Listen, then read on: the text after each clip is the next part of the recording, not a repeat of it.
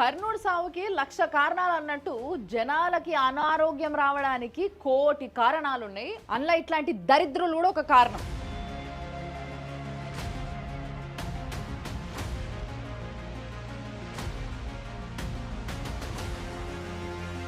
ఇది ముజఫర్ నగర్ యూపీలో జరిగింది.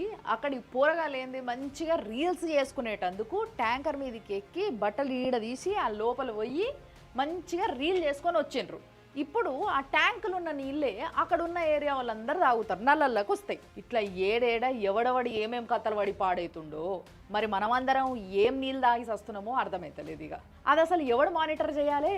చాలా కమర్షియల్ కాంప్లెక్స్లల్లా, ఈ రెస్టారెంట్స్ హోటల్స్ ఉండే బిల్డింగ్స్లల్లా ఏవైతే వాటర్ ట్యాంక్స్ ఉంటాయో అవిటికి మెయింటెనెన్సే చక్కగా ఉండలేదు. ఆ నీళ్ళతోనే తర్వాత వీళ్ళు బియ్యం కడుగుతారు, కూరగాయలు కడుగుతారు, ఇంకా కొంతమంది వండుతున్నారు కూడా ఏమో, మనకు తెలియదు కదా హోటళ్ళల్లో ఏం జరుగుతుందో. కాబట్టి వాటి మెయింటెనెన్స్, వాటి మానిటరింగ్ కూడా జరగాలి, వాటిపైన కూడా దృష్టి పెట్టాలి అని కోరుకుంటున్నాం. ఒకవేళ దృష్టి పెట్టలేదనుకో ఏమున్నది, మంచిగా హాస్పిటళ్ళు లాభపడతాయి, ఫార్మసీ వాళ్ళు బాగుపడతారు, మనం మాత్రం ఇట్లనే రోగాలు తెచ్చుకుంటూ కూర్చుంటాం.